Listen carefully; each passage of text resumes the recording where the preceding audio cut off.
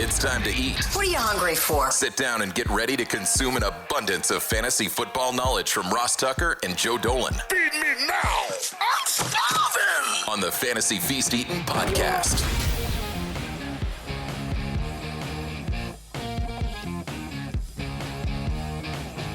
Yeah, let's eat, baby. It is the Fantasy Feast Eatin' podcast. We are, of course, presented by DraftKings. You know how we feel about playing best ball at DraftKings, especially this week. It's best ball week at DraftKings. Use the code Ross over there for some of the goodies they may have for you. I know they've got some amazing goodies for you on the DK Sportsbook. It kind of makes sense that that's the code Ross because that's my name. Ross Tucker, former NFL offensive lineman, 5 teams, 7 years. Really looking forward to the O-Line Masterminds event on Friday in Dallas. I talked with Jeff Schwartz today on the Ross Tucker Football Podcast about that. I'm diving into quarterbacks with our guy Greg Cosell on tomorrow's Ross Tucker Football Podcast. So very much looking forward to that. Before we get to the legend that is Joe Dolan, I should note, this is important, since it's best ball week. The people that I announced last week, the 11 names that are all going to be part of our first best ball draft, you should expect an email from me, Ross at rosstucker.com, over the next couple days with details on our draft. I'll also make sure everybody knows we're open for business on the August best ball draft. We're going to pick them over the next few weeks here in July. It's pretty much the easiest contest ever. If you rate and review any show on Apple Podcast or all of them, just screenshot it, send it to me, Ross at rosstucker.com, or take advantage of any of the codes that you hear on this show or any of the others. Of course, you can just go to fantasypoints.com and use the code 24feast.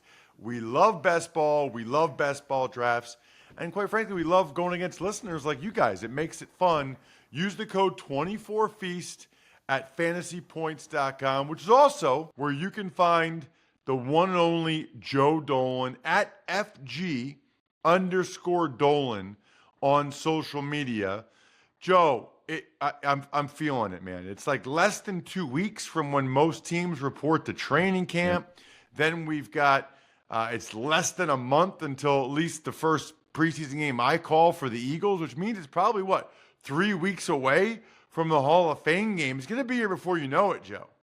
Yeah, it always creeps up on me. It's unbelievable how quickly it happens. And I think the NFL does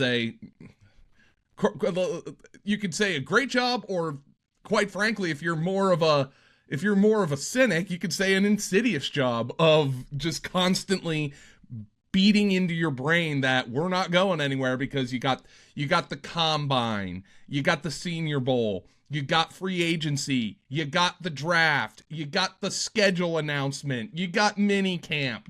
Every month there's something going on, The June and July are pretty much the quietest, quite frankly, but then that's when fantasy starts creeping up, and that's when the best ball contests start really filling up. So really, there's no time off for me. People always ask me, what do you do in the off season? Well, get ready for the next season. That's what you do, and that's with how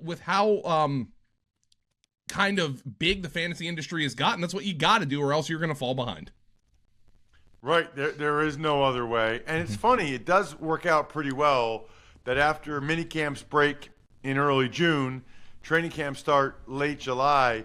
That's sort of the quote-unquote dead period or downtime, but it's also a really busy time for best ball drafts in particular, as people, of course, are all prepping for their season-long leagues as well. Speaking of best ball, not only are you and I going to have our draft with the first 11 winners coming up soon here, Joe, and having other contestants coming, you are constantly playing in these best ball tournaments. Mm-hmm. We've talked about it before, these best ball drafts. There are no mock drafts anymore. You just get in these real drafts and see where people are really putting their money up at DraftKings Best Ball Week. So I guess let's start with that, Joe. Like, you just did one last night. So it's fresh in my mind. In your mind. Before you even talk about your draft, how it went down, who's on your roster, give me a couple things you're thinking in your head going into a best ball draft. Like, what's your strategy? What are things that you're thinking before it even starts? So, and it's different depending on the sites. I'll be completely frank. I feel like the clientele on DraftKings is a little softer than the clientele on some other sites. I think it's easier to build a team in a DraftKings best ball than I do on some other sites where maybe the game seems to be figured out. DraftKings, of course, is full PPR, which will elevate the value of a wide receiver more so than some of the running backs, and some running backs who catch passes are elevated in that format as well.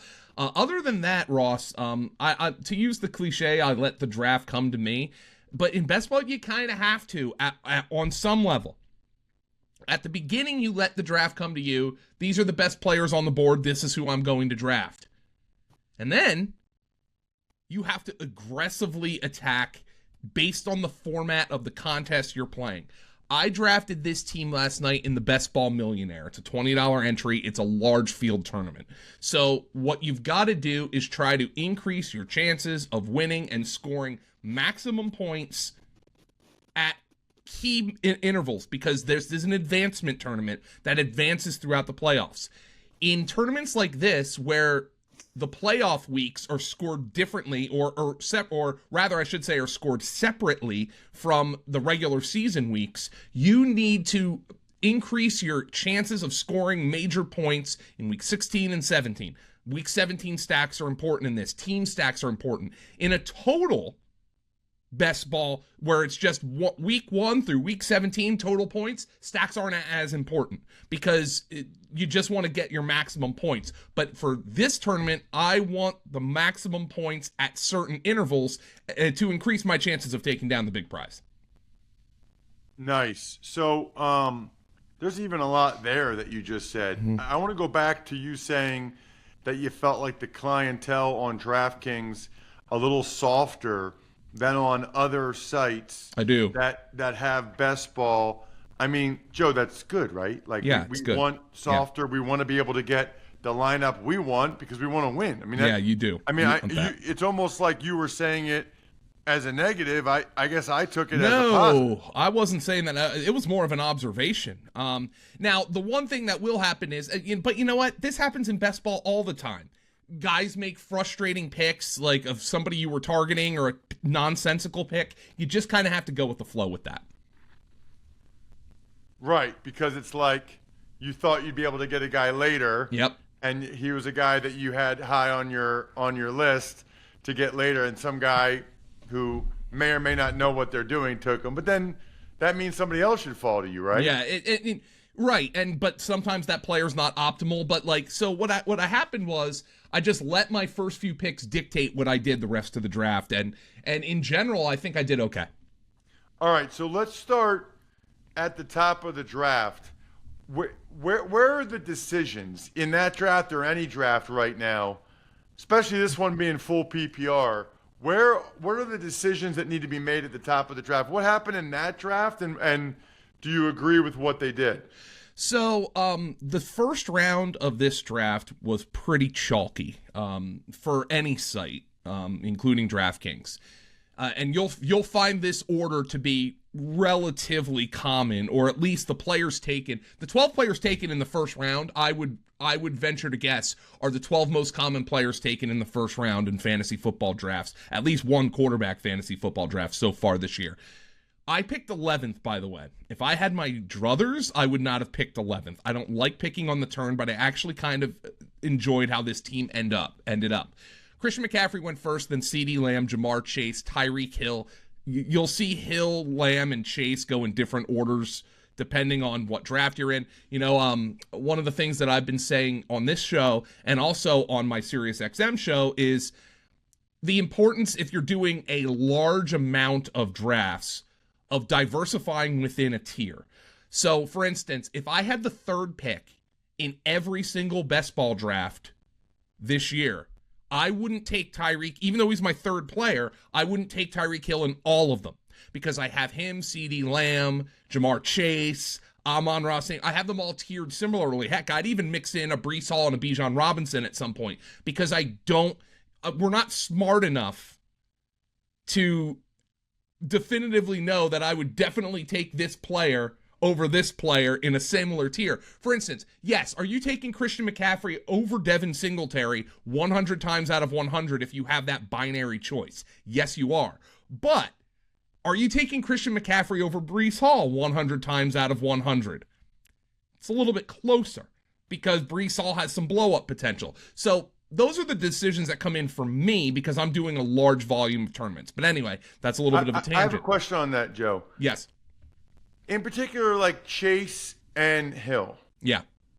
Do you look at it and say, man, they got other mouths to feed there, T. Higgins and Jalen Waddle. They got other mouths to feed.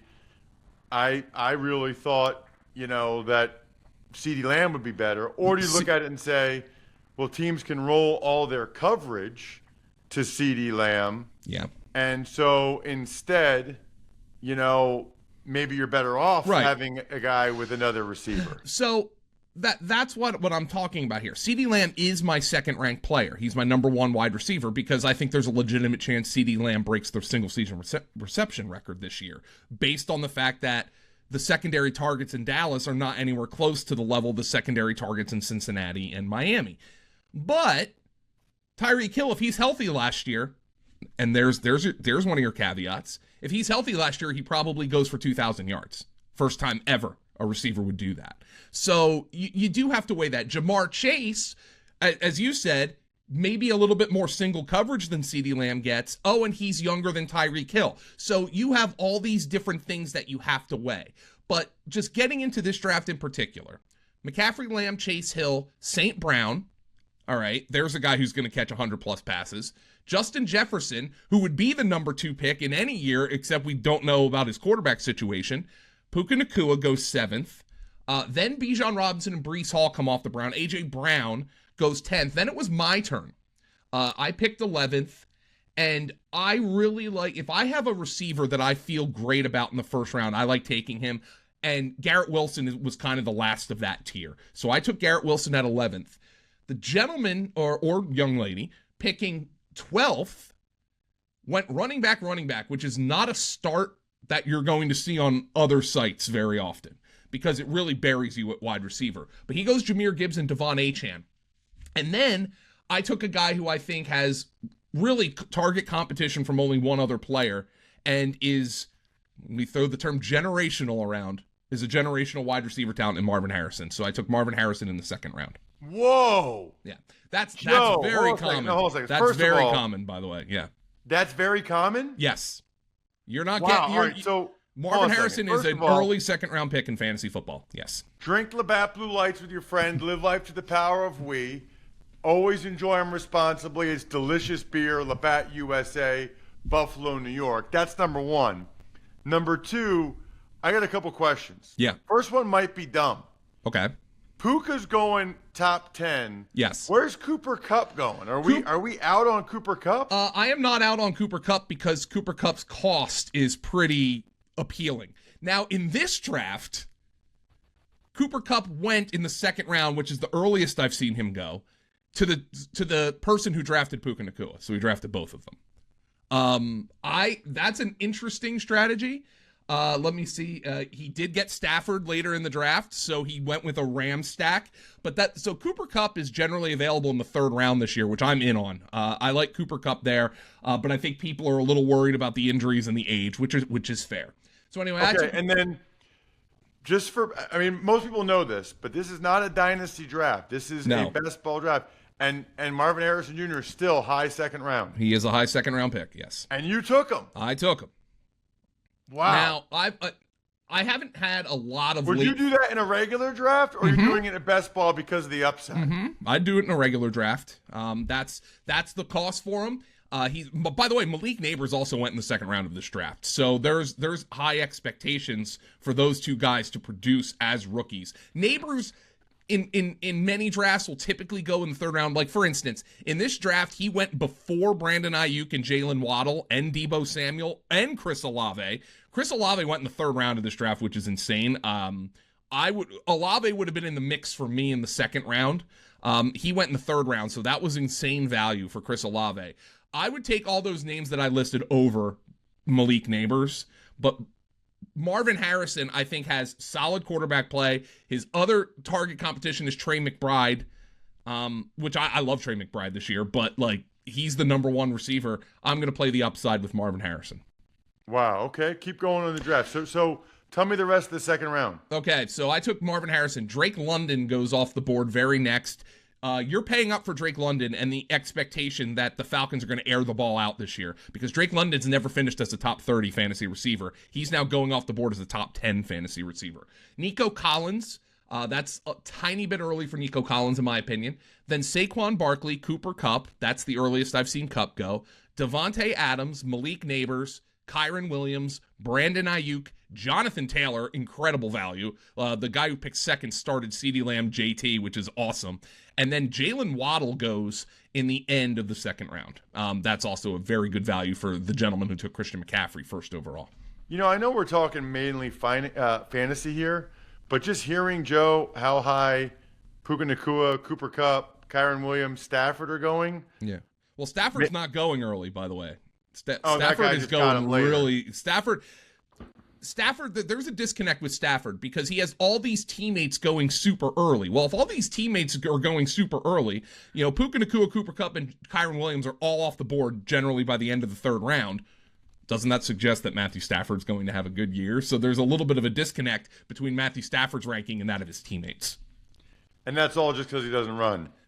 For the most part, yeah. And also injury history. And maybe some contractual. He's going to play. I mean, yeah.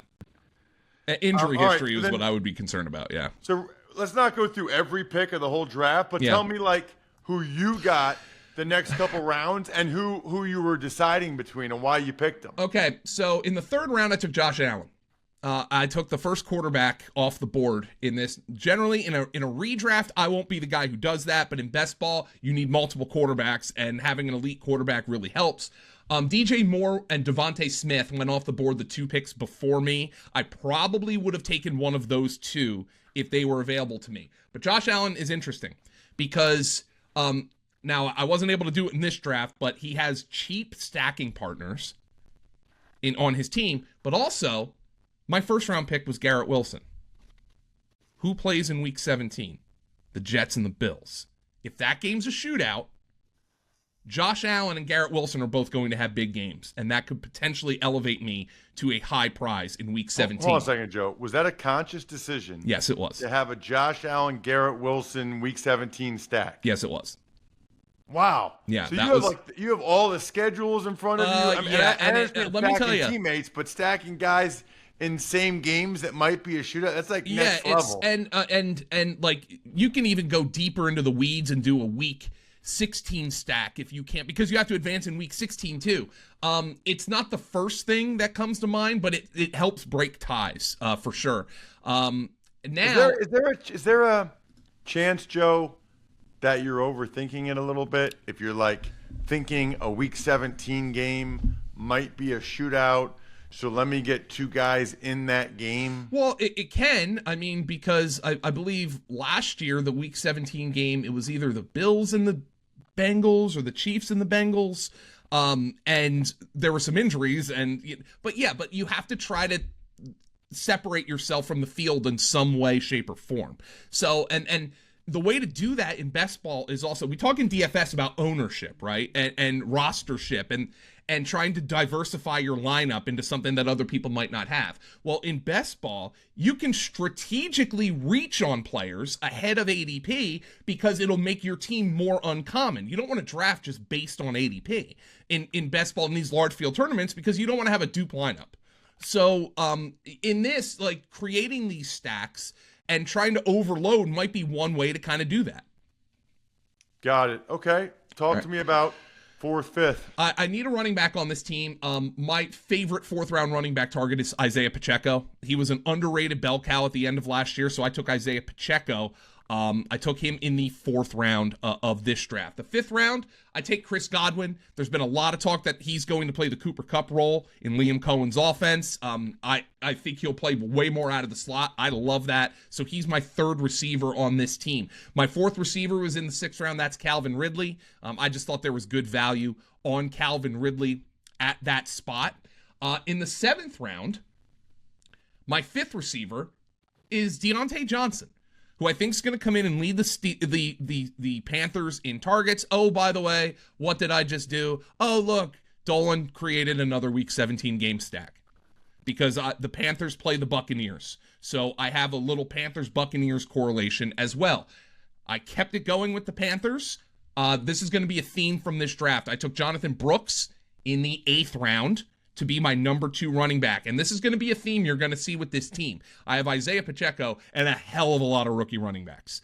I took Trey Benson in the ninth. All right, well, now I have a little Arizona stack with a couple of their rookies in Marvin Harrison and Trey Benson.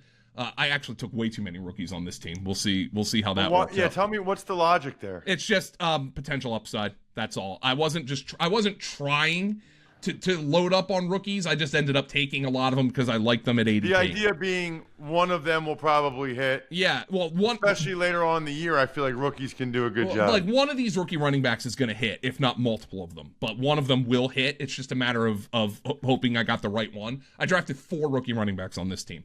Not conscientiously, I just like them at ADP. I took Brock Bowers too, quite frankly. But that was just I needed a tight end on this team. I then took Marshawn Lloyd in the 11th. And then here we go. I took Pat Freiermuth in the 12th. Well, I have Pat Freiermuth and Isaiah Pacheco. The Steelers and the Chiefs play in Week 17. So there's a Week 17 game stack for my second tight end. Question. Hold on a second, Joe. Yeah. Question. Freiermuth in the what round? 12th. That was your first tight end, right? That was my second tight end. I took Brock Bowers. Oh, okay. You didn't. I heard you say you took Brock Bowers. I have 3 tight ends on this round. team. Yeah, I have 3. DraftKings is 20 rounds, so you can get 3 quarterbacks and 3 tight ends on these teams pretty easily. Okay, so you took Bowers in what round? I took him in the 10th. So Bowers goes before Freiermuth, huh? Yes, he does. Almost universally, yes. Bowers is a top 10 tight end by ADP. Wow. And how do you feel about having this many rookies on your team? A little dicey, but, I'm trying to create some diversity against the field, right? I feel like other people will have a similar feeling of drafting too many rookies, and I know if some of these guys hit, look, I mean, Marvin Harrison and Brock Bowers were top 15 picks. I mean, like, these guys are supposed to be big-time players, and some of the rookie running backs I have great opportunity. So, I'm okay with it in this particular format. I wouldn't be okay with it in a redraft league by any stretch, but in best ball, I want to stack points at the end of the year. Got it. Okay. So then we got to the 12th round in Freiermuth. Keep going. Aaron Rodgers. I have Aaron Rodgers and Garrett Wilson now, and Josh Allen. So like that I have Ray Davis, the Bills rookie running back. Then I took Demarcus Robinson. I like him as a 6th receiver. He was great at the end of last year. And I have a little Arizona and the Rams little mini stack there. I took Tyler Conklin, another Jet to stack with Rodgers in that Bills game. And then I took Russell Wilson as my 3rd quarterback. Russell Wilson plays the Chiefs in Week 17. If he's still playing at that point, there's the risk there. Deontay Foreman is my 6th running back. I talked to Nathan Zagura of the Cleveland Browns, who said if Nick Chubb doesn't lead them in rushing touchdowns, it will be Deontay Foreman. Greg Dortch, I took another Arizona Cardinal in the 19th round, and then just my last pick was Jawan Jennings, the 3rd and Jawan from the 49ers. And I went 3 quarterbacks, 6 running backs, 8 wide receivers, 3 tight ends. That's going to be a pretty standard DraftKings build, but of course I took a lot of rookies on this team, which is high upside and potentially very low downside. Yeah, but you know what? It's best ball. So you got to go for the high upside. I love it. Make sure you check this man out on social media like I do. at FG_Dolan. Love me some fantasypoints.com with the code 24Feast. Right now, before you forget it, either go to Fantasy Points or rate and review the show. Email it to me, ross@rosstucker.com, if you want to try to come at the Kings, me and Joe, in our next best ball draft. Other than that, I'm stuffed. We're done. Thanks for tuning in to Fantasy Feast. Make sure to also check out the Ross Tucker Football Podcast, Even Money, and College Draft, all on the DraftKings Network, YouTube, or subscribe to the podcasts on your favorite platform.